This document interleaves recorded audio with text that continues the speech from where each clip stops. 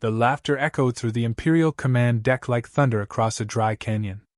Grand Marshal Tavrock leaned back in his bone-carved throne, his feigned smile wide, eyes narrowed with amusement as the human broadcast looped again on the holoscreen. A human child danced with a broom in front of a collapsing shed, a viral video Earth's networks had sent across the stars as part of their culture-sharing campaign. Primitive, and proud of it, Tavrock scoffed, his armored tail flicking. They celebrate disorder like it's a strength. The Varkari elite flanking him chortled obediently, though one officer flinched when Tavrock's claw tapped the control panel. A holographic model of the Sol system appeared, sleek planetary rings, resource-rich belts, and at its heart, Earth. Are we still pretending this world matters? Tavrock asked, voice thick with sarcasm. Officially, replied Minister Reluth, a silken-voiced Andari diplomat. They are a protected development zone under Article 37 of the Expansion Accord. Tavrock growled. Then let's expand. He tapped the model. The motion sent an activation signal to the Severance fleet, already en route. Send them. All of them. Let's remind the monkeys why the stars speak in our tongue. On the dark side of the moon, beneath meters of rock and shielding, Commander Elias Rain stood in silence inside Luna Command's primary observatory. The Imperial fleet's arrival had just appeared on long-range scanners, a slow ripple of green contacts, hundreds of ships, neatly organized between Jupiter and Saturn. 300 vessels, muttered his aide, Lieutenant Voss. All Dreadnought class. And one Core World flagship. They're not here to talk. Elias didn't reply. He watched the screen, eyes locked on the massive Imperial vessel labeled Tormentum Rex. He'd seen it before, in images from the Mars incident, where the Empire's agricultural stabilization mission left half a colony cratered. He still remembered the silence in his wife's voice just before that feed cut out. Hannah had been aboard the orbital lab above Mars, running experiments on low-G mineral folding. Her last message had been routine, almost dull. Then static. Then nothing. Elias adjusted his collar and cleared his throat. Maintain passive scans? No weapons lock. Not yet. Voss turned. They're pushing hard. You really think Command will stay quiet? Elias gave a tired smile. Command doesn't want war. They want time. Let's buy them some. The Empire's declaration came not as a demand, but a performance. A wideband transmission interrupted every screen across Earth. Tavrock's towering frame filled the airwaves, clad in gold armor that shimmered like fire. Behind him stood his officers, tall, reptilian, silent. People of Earth. Tavrock's voice boomed in dozens of languages. You have played long enough in the dust. The stars are not your sandbox. They are a fortress, ours. Lay down your weapons. Dismantle your fleets. You will be absorbed, not erased. Obedience will bring prosperity. Resistance will bring silence. On Earth, outrage flared. Social feeds lit up with panic and parody. Hashtags exploded, hashtag no to the Empire, hashtag we will not kneel, and the curious, cryptic hashtag Umbra Israel. Theories spun fast. Someone claimed Earth had a fleet hidden under Antarctica. Another insisted teleportation tech was already in play. At Luna Command, General Mira Patel entered Elias's office. Her expression was unreadable. They seized Titan Station, she said. 4-star ambassador to sign an access treaty. No casualties. Just humiliation. Elias took a breath. That's their warning shot. Patel nodded. We either surrender publicly, or show our teeth. He looked up. What's the signal from Home Command? She placed a thin data chip on his desk. A single word blinked on the screen. Umbra, stand by. Later that night, Elias stood alone in the secured vault beneath the Mare Tranquillitatis. There were no windows here, only cold silence and coded locks. Before him floated a small, black cube. He tapped it. A hologram flickered to life, not of warships or data, but a woman's face. Hannah. Younger, alive, animated with excitement as she lectured a room of blank-faced engineers, If we can bend the gravity well using quantum displacement matrices, not move through space, but around it, we're no longer bound by distance. Not jump gates. Not time. Just intent. She laughed softly in the recording. But they'll never believe it until we vanish right in front of them. The feed cut. Elias stood still. No one else had seen that file in 20 years. He walked toward the console and opened a calm channel. Activate Umbra Fleet, he said calmly. Bring them into low Earth orbit. Silent mode. No broadcasts. You're sure? Vasa's voice crackled through the static. We'd be violating 3 Imperial pacts. They violated Mars. They mocked our patience. They forced our hand. Silence. Then, understood. Within the hour, across Earth's upper atmosphere, space warped, not with fire or noise, but with shimmer. 37 ships emerged, as if stepping through thin veils of water. Jet black, sharp, and shaped like obsidian daggers, they floated without signal, without motion. No one saw them arrive. No one even looked up. And far beyond, at the edge of Jupiter's orbit, Tavrock leaned back in his throne once more, sipping from a crystalline goblet. Earth hasn't responded, his aide said. Tavrock snorted. They're stunned. Good. That means they'll kneel soon. He watched the rotating image of Earth, so small, so proud. Let them kneel. Then we teach them why empires never laugh last. Titan Station drifted in quiet defiance above Saturn's largest moon, its silver lattice gleaming against the pale haze of nitrogen clouds below. For decades it had been a neutral ground, treaties signed, disputes cooled, wars delayed. That illusion ended the moment the Imperial boarding craft locked onto its hull. Ambassador Liane Cortez felt the vibration through the floor before the alarms sounded. She straightened her jacket, already knowing what the red lights meant. They're not requesting clearance, her aide whispered. They're cutting in. I know, Cortez replied, steady despite the knot tightening in her chest. Open the chamber doors. Let them come. The Valkyrie Marines entered in perfect formation, armored hides reflecting the station lights, weapons angled downward, not in peace, but in confidence. Their commander stepped forward and placed the thin data slate on the table. By authority of the Galactic Empire, he said, voice flat, rehearsed, you will authorize full Imperial access to Sol system infrastructure. This is not a negotiation. Cortez glanced at the slate, then at the soldiers surrounding her. And if I refuse? The commander tilted his head, a gesture learned from humans. You won't. Minutes later, the transmission reached Luna Command. Elias Rain watched the footage in silence. The camera angle showed Cortez's hand shaking as she pressed her biometric seal against the slate. No blood. No violence. Just compliance forced by presence alone. That's annexation, Lieutenant Voss said quietly. They crossed the line. Elias leaned back, fingers interlaced. They crossed it on purpose. General Patel's image appeared on the holotable, her expression grim. Imperial High Command claims it was a protective measure. They're daring us to respond. They're counting on fear, Elias said. On us choosing safety over dignity. Patel nodded once. Umbra authorization is on my desk. Once I sign, there's no hiding it anymore. Elias looked toward the reinforced window, Earth hanging blue and fragile in the distance. We didn't build Umbra to hide forever. 22 years earlier, the world had looked very different. The lab was small, cluttered with handwritten equations and half-built prototypes. Elias, younger and far less certain, stared at the simulation spinning above the table. The space inside the model twisted, folded inward, then vanished. That's impossible, he muttered. Hannah Rain grinned, eyes bright behind protective lenses. No. It's just unexpected. You're telling me we don't move the object, Elias said. We move the space around it. Exactly, Hannah replied.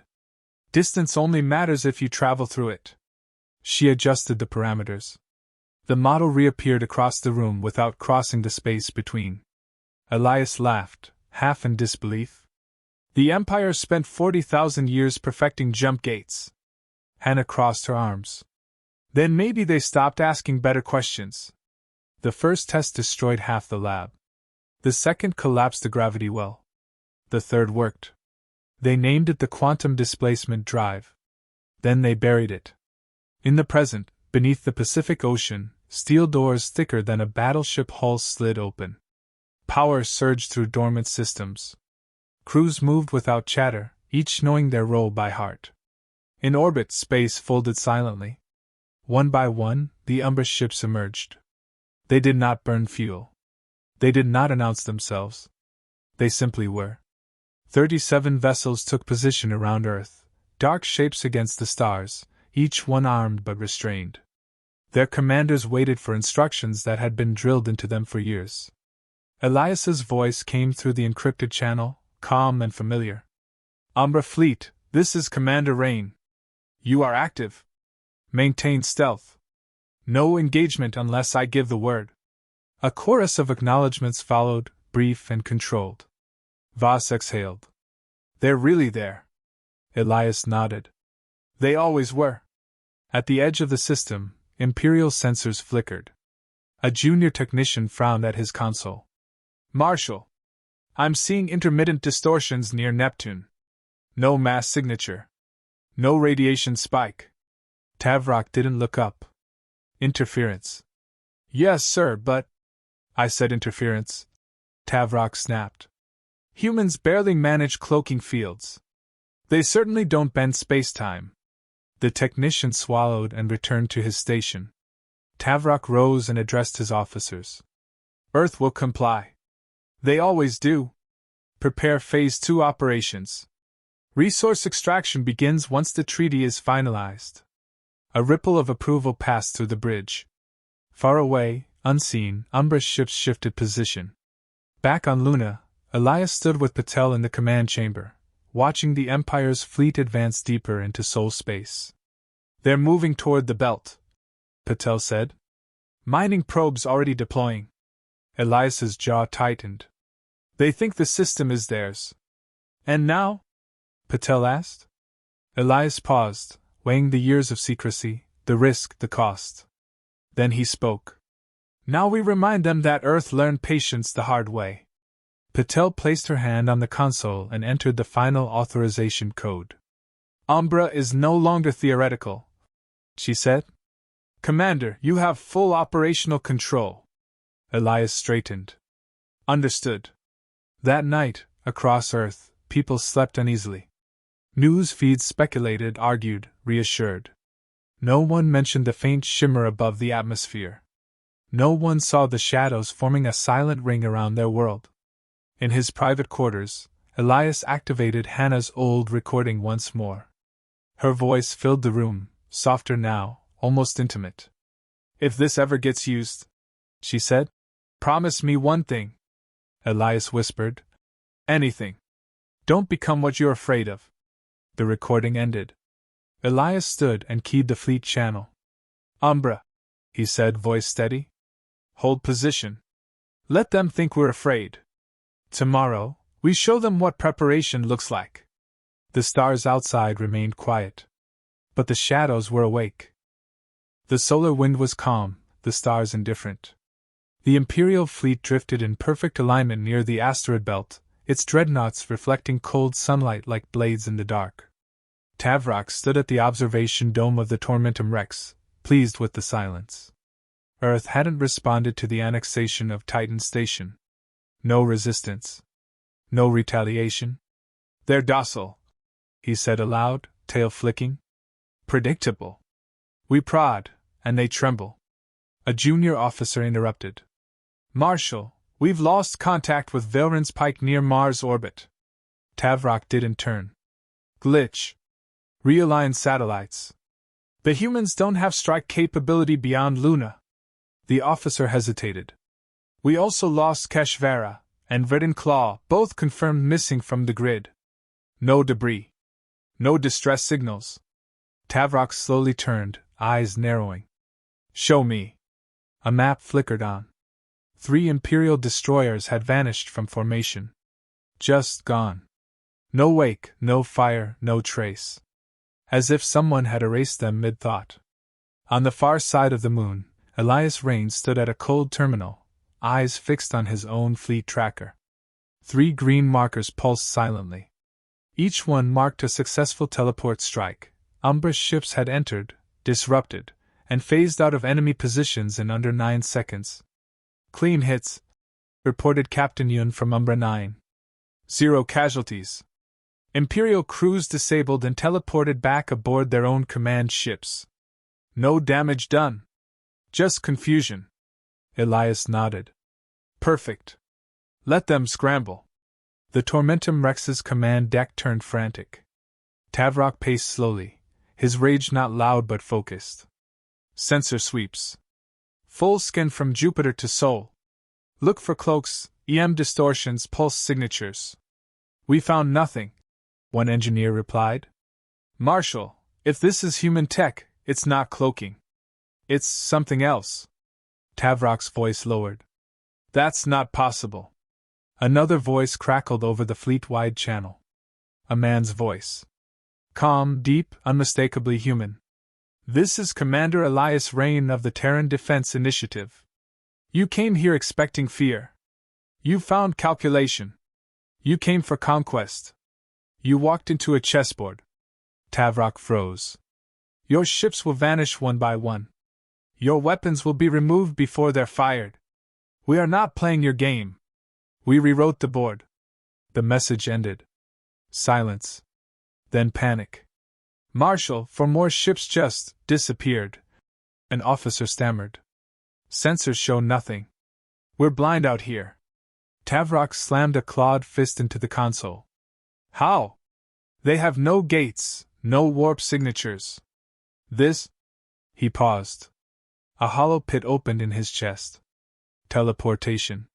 It had long been theorized in the Empire's scientific circles. Dismissed. Declared unstable, impossible to control. Every attempt ended in disaster. But Earth had done it. And worse, they kept it quiet. Back on Luna Command, the room pulsed with hushed awe. The first real engagement was complete. 9 ships, incapacitated. No fatalities. Every Umbra vessel had returned to its previous position, unnoticed by the civilian world. Elias stood before a galactic broadcast terminal. Voss handed him a data chip. This is going everywhere? Everywhere, Elias confirmed. Time for the galaxy to hear a new language. He stepped in front of the camera. To the peoples of the Galactic Empire, and to those beyond their reach. We are Terrans. For centuries we watched. For decades we built. We did not rise in violence, nor spread through conquest. We walked quietly, because we knew what arrogance sounded like. You laughed at us. And while you laughed, we built ships that vanish. Engines that fold the dark. Weapons that do not kill, but remove the option to fight. We will not be your subjects. We will not be your slaves. We are not afraid. This is your only warning. Leave our system. Or be removed from it. The transmission cut. News exploded across the galaxy. Stations from the Trade Conclave to the far-flung Draca clusters replayed Elias's message. Millions watched in stunned silence as clips of the Umbra fleet, finally visible, shimmered in low Earth orbit like daggers guarding a jewel. The Empire's allies hesitated. Vassal races whispered. Some cheered. Tavrock seethed in his quarters. Surveillance footage showed ship captains panicking, realigning formations, rerouting energy to shields. The Tormentum Rex rattled. He looked out. A black ship hovered outside the viewport. No engines. No glow. Just presence. A single line appeared on his display. You blinked first. The Umbra vessel vanished. Tavrock stared at the empty space, fists clenched. Prepare the Eclipse cannon, he hissed. But Marshal, High Command has not. I said prepare it. If Earth wanted fear, they would be reminded why the Empire ruled the stars. Back on Luna, Voss approached Elias at the comm station. Your message worked. They're stalled. Movement patterns disrupted. Half their fleet is just holding position. Elias didn't smile. They're calculating. Arrogance doesn't surrender. It recalibrates. Patel joined them via encrypted link. Our next move?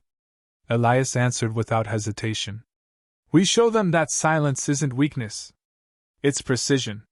He turned back to the star map. One more move. Then checkmate. The Tormentum Rex vibrated with restrained fury. The charging cycle for the Eclipse cannon began ticking upward, a slow hum in the deck plates, the kind that grew into a scream before impact. Grand Marshal Tavrock stood at the command dais, eyes locked on the rotating blue sphere that was Earth. So small. So fragile. Target lock confirmed. His weapons officer reported. Planetary core alignment in process. 5 minutes to charge. Tavrock didn't respond. He stared through the viewport, not at Earth, but at his own reflection. Something in his eyes had shifted, not doubt, not yet, but a flicker of realization. These humans were not matched. They weren't overwhelmed. They were waiting. Dispatch the strike order, he said at last. No one moved. Is there a problem? He growled. A comm officer turned, pale and sweating. Marshal, we've lost positioning control. What? The Tormentum Rex, it's moving. Impossible. There were no thrusters engaged, no gravitational tethers disrupted. And yet, the stars outside began to drift. Not by thrust, but by displacement. A flicker. A bend. Space warped around them. And then, with a silent, sickening snap, they were somewhere else. Luna Command lit up with alerts. Everyone stood frozen, watching the massive red icon labeled Tormentum Rex reappear on their orbital grid. Is that? Voss blinked. They're inside moon orbit. How the hell? They didn't move, Elias said. We moved them. The Tormentum Rex now hovered less than 1,000 kilometers above the lunar surface, surrounded by 20 Umbra ships, sleek, black, patient. Tavrock's fleet remained near Jupiter, too far to respond in time. Panic swept the command deck. We're inside their gravity well. Cannon is disabled. All escort vessels out of range. Tavrock stood still. Then a soft chime sounded. A voice followed, smooth, unhurried. Grand Marshal Tavrock, this is Commander Elias Rain. You've breached a no-fly zone. We've relocated your vessel for de-escalation. Tavrock's claws flexed. You dare speak to me like a courier? Elias continued. We could have destroyed your fleet. We chose not to. We could have erased your flagship. Instead, we delivered it back to your front door. This is not mercy. It's instruction. You blinked. We didn't. The message ended. Outside the viewport, Umbra ships remained still, but the threat in their silence was louder than any cannon.